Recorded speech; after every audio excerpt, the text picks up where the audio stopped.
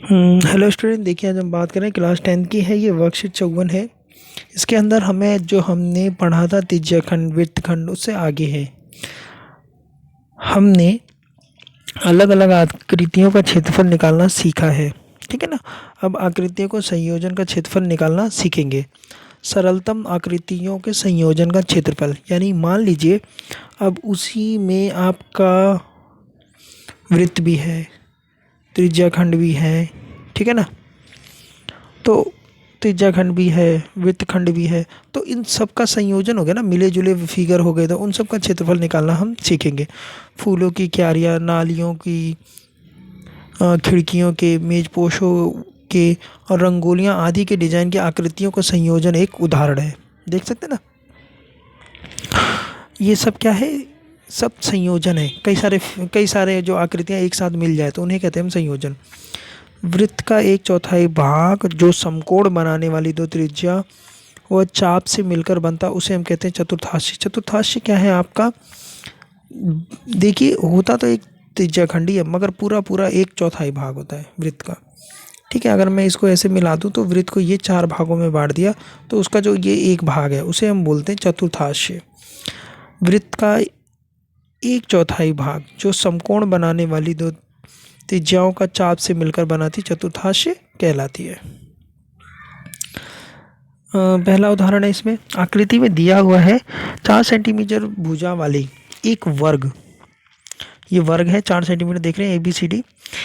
प्रत्येक कोने से 1 सेंटीमीटर त्रिज्या वाले वृत्त का एक चतुर्थांश से काट लिया गया। ये देख रहे हैं 1 सेंटीमीटर का, ठीक है, काट लिया। ये सारे NCERT के ही क्वेश्चन है। बीच में 2 सेंटीमीटर व्यास वाला एक वृत्त भी काट लिया, बीच में एक वृत्त भी काट लिया, तो एक डिजाइन सा बन जाएगा। तो वर्ग के शेष क्षेत्रफल यानी छायांकित भाग का क्षेत्रफल निकालना है। तो वर्ग का शेष क्षेत्रफल कैसे निकल सकता है, देखिए।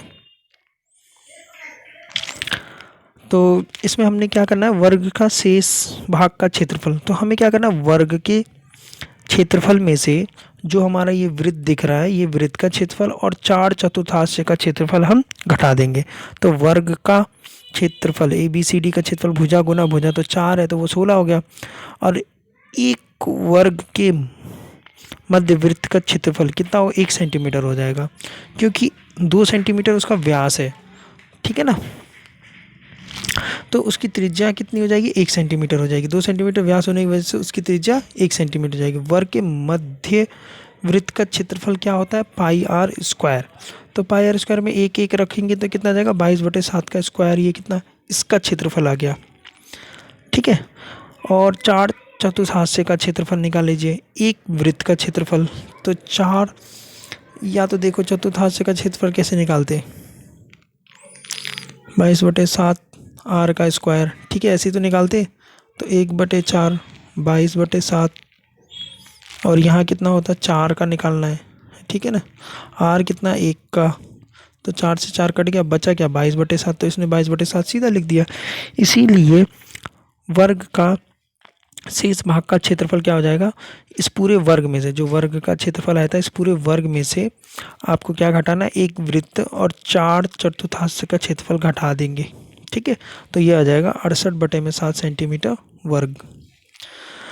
अगला देखिए क्या है, ये आकृति में एक वर्गाकार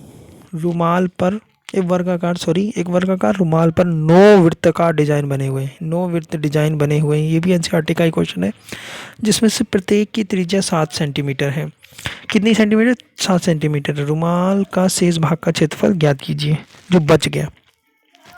तो देखिए वृत्त के डिजाइनों की संख्या कितनी है, 9। प्रत्येक डिजाइन का त्रिज्या 7 सेंटीमीटर है। वर्गाकार रुमाल की एक भुजा पर बनी डिजाइन की संख्या कितनी है, वर्गाकार रुमाल की एक भुजा पर बने, एक भुजा पर कितनी है, 1 2 3, 1 2 3, दिख रहे, 3 डिजाइन दिख रहे। इसीलिए वर्गाकार रुमाल की एक भुजा की लंबाई कितनी होगी, 3 गुना वृत्त का व्यास। तो देखिए जब उसकी त्रिज्या हमें 7 दे रखी है, तो व्यास कितना हो जाएगा, 14 सेंटीमीटर। तो 14 गुना 3 42, यानी हमने क्या निकालने की कोशिश की, इसकी भुजा 42 सेंटीमीटर। क्यों, क्योंकि हमें वर्ग का क्षेत्रफल भी तो चाहिए। तो हम क्या करते हैं, वृत्त का क्षेत्रफल पाई आर का स्क्वायर रख दीजिए, वृत्त का क्षेत्रफल निकाल दीजिए, एक वृत्त का आ गया। तो इसमें कुल 9 वृत्त है तो 9 से गुना कर दीजिए, 9 वृत्तों का क्षेत्रफल आ गया। अब उसको वर्ग में से घटा दीजिए, आपका आंसर आ जाएगा। और वर्ग का क्षेत्रफल निकाल लिया, ठीक है ना, वर्ग का क्षेत्रफल निकाल लिया। तो वर्ग में से 9 जो वृत्त हैं उनको घटा दिया तो बाकी बचे हुए का क्षेत्रफल आ गया। ऐसे क्वेश्चन बहुत सिंपल होते हैं, बस थोड़ा सा समझने में टाइम लगता है, ठीक है। तो घबराइए नहीं, समझिए और इसको खुद सॉल्व करने की कोशिश भी कीजिए। क्वेश्चन नंबर 3 देखिए, आकृति में 56 सेंटीमीटर भुजा वाले एक वर्गाकार लॉन, ठीक है, ए बी सी डी में दो और बनी हुई दो वृत्ताकार फूल की क्यारियां दर्शाई गई हैं। यदि प्रत्येक वृत्ताकार का क्यारियों का केंद्र लॉन के विकर्ण का प्रतिच्छेद बिंदु O है तो वर्गाकार लॉन और फूलों की क्यारियों का क्षेत्रफल ज्ञात कीजिए। तो देखिए कुल क्षेत्रफल क्या है आपका, त्रिज्या खंड ओ ए बी का क्षेत्रफल, ओ ए बी का क्षेत्रफल, त्रिज्या खंड ओ सी डी, त्रिज्या खंड नहीं सॉरी, त्रिज्या खंड हमें बोला क्या गया है कुल क्षेत्रफल, तो त्रिज्या खंड ओ ए बी और त्रिज्या खंड ओ डी सी, यानी ये देख रहे हैं त्रिज्या खंड निकाल दिया। और ये जो त्रिभुज है दो त्रिभुज ओ ए डी और त्रिभुज ओ बी सी का क्षेत्रफल, तो कुल क्षेत्रफल निकल के आ जाएगा। तो वर्गाकार लाइन जो है उसका क्या है, 56 गुना 56 हो जाएगा, ठीक है, क्योंकि त्रिभुज ओ ए बी बिंदु O पर समकोण त्रिभुज है, ठीक है। तो इस हिसाब से एक इसका वर्ग निकाल लीजिए, पाइथागोरस परिमेय लगा दीजिए। तो पाइथागोरस परिमेय निकालने के बाद क्या आएगा आपका, 2a का वर्ग 56 गुना 56, a का वर्ग कितना है 28 गुना 56, रुको देख लो, हाँ ठीक है, ये 2 को उसके नीचे लाए भाग कर दे दो। तो त्रिज्याखंड ओ ए का क्षेत्रफल क्या होगा, त्रिज्याखंड ओ डी सी दोनों का बराबर है। तो क्या करते हैं, क्षेत्रफल चतुर्थांश का क्षेत्रफल 90, तो एक चतुर्थांश तो वो 4 भागों में तो बट रहा है। तो इसका क्या किया, 90 गुना 360 पाई आर का वर्ग, तो 1/4 22/7 और ये ए आ गया, ठीक है ना। ए इसमें क्या होता है, रेडियस, ठीक है ना, रेडियस यानी त्रिज्या। वो नहीं लेना है कि 56 आपने ले लिया इसका, ये पूरा तो नहीं ले सकते ना, ठीक है ना। देखिए ये 56 है, ये 56 है, तो ये निकाल दिया ना ये, ठीक है। तो देखिए त्रिभुज ओ ए डी में कोण ए ओ डी 90 है, तो त्रिभुज ओ ए डी का क्षेत्रफल क्या हो जाएगा, हाफ नहीं चतुर्थांश से ही निकाला इसने भी।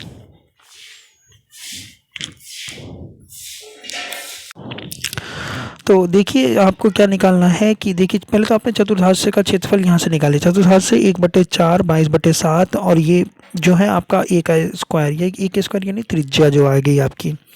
अब हमने दे रखा कि त्रिभुज ओ ए डी में त्रिभुज ए ओ डी में 90 डिग्री का है, तो ओ ए डी का क्षेत्रफल ज्ञात कीजिए, 1/4 56 गुना 56, ठीक है। और यही जो है बराबर होगा इस वाले त्रिभुज के भी, बी ओ सी के भी। अब क्या करना है आपको, क्वेश्चन नंबर 3 और 4 ले लेना है। क्यों, क्योंकि हमने अभी जो है एक चतुर्थांश से ये वाला का क्षेत्रफल निकाला और ये वाला निकाला, तो ये जो है इसके बराबर है और ये वाला इसके बराबर है, यानी 2 गुना एक चतुर्थांश के, फिर वो जो ई वाला जो त्रिभुज है उसको दोनों को 2 से गुना कर देंगे। इसको आप सॉल्व कीजिए मैथमेटिकली, आपका आंसर हो सकता है कुछ लोग ये पूछें कि यहाँ पर त्रिभुज का फार्मूला निकालने के लिए ये क्यों लगाया है। तो देखिए 1/2 आर का स्क्वायर साइन थीटा देखे थे आप, लगा रखा था वृत्तीय खंड का क्षेत्रफल निकालने के लिए, क्या लगा रखा था, थीटा 360 पाई आर का स्क्वायर माइनस 1/2 आर का स्क्वायर साइन थीटा। तो यहाँ से भी आप निकाल सकते हैं, ठीक है ना। तो 28 गुना 56, ठीक है, और साइन 90 का वैल्यू 1 हो जाएगी, ठीक है। जब आप इसको सॉल्व करोगे तो आपको यही आ जाएगा, ठीक है। थोड़ा सा ट्रिकी लगाया है इसने। चलिए आगे देखते हैं। ओह आगे आपसे ही पूछा है त्रिज्या खंड का क्षेत्रफल, तो त्रिज्या खंड का क्षेत्रफल जल्दी बता दीजिए, थीटा 360 पाई आर का स्क्वायर, चतुर्थांश का क्षेत्रफल 1/4 पाई आर का स्क्वायर, वृत्तखंड का क्षेत्रफल थीटा 360 पाई आर का स्क्वायर माइनस 1/2 आर का स्क्वायर साइन थीटा। या फिर देखिए आप क्या लिख सकते हैं, थीटा 360 पाई आर का स्क्वायर एरिया त्रिभुज का क्षेत्रफल, त्रिभुज का क्षेत्रफल, बात एक ही है। ठीक है, तो दोनों में से आपको जो सही लगे वो आप फार्मूले याद कर सकते हैं। चलिए नेक्स्ट, दूसरा क्वेश्चन है, आकृति में छायांकित भाग का क्षेत्रफल क्या है। बहुत सिंपल है ये तो, ये हमें दिख रहा है छायांकित भाग का, देखिए ये वर्ग है, वर्ग आयत बना रखा मगर ये वर्ग है, बोल रखा है वर्ग है। ठीक है, तो तथा PAD और BAC दो अर्धवृत्त है, दो अर्धवृत्त को जोड़ दो एक वृत्त हो गया। चलिए वर्ग का क्षेत्र, वर्ग की भुजा दे रखी 14 सेंटीमीटर, तो अर्धवृत्त का त्रिज्या कितनी हो जाएगी, ये पूरा 14 है तो आधा कितना हो जाएगा 7। ठीक है, तो अर्धवृत्त का क्षेत्रफल क्या होगा, हाफ पाई आर का स्क्वायर। ठीक है, इसको सॉल्व कर लीजिए, कितना है 77।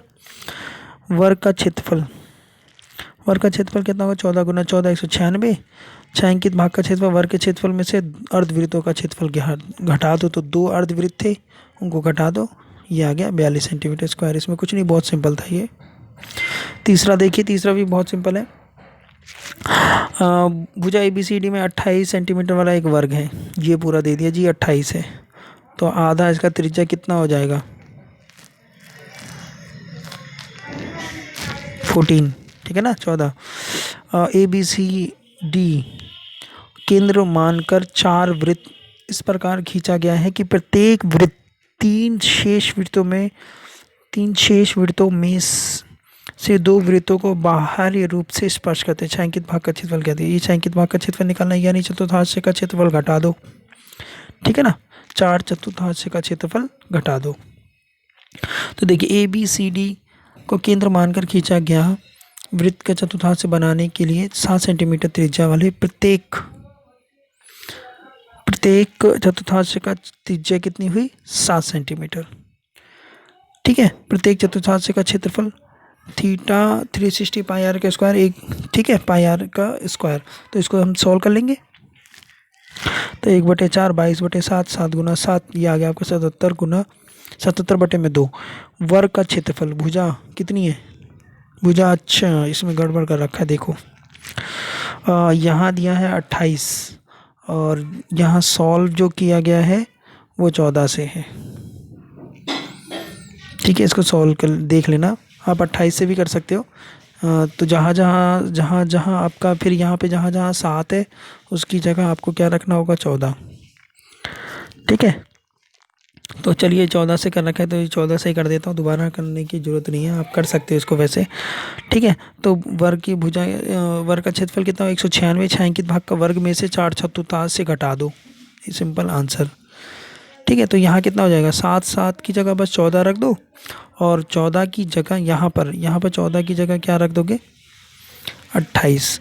तो जो आंसर आएगा 28 को 28 से गुना करने पर, ठीक है, तो जो 4 चतुर्थांश से आएगा 4 चतुर्थांश को गुना करके आप उसमें से घटा सकते हो। बात सिंपल है, कोई दिक्कत वाली बात नहीं है। Okay, thank you.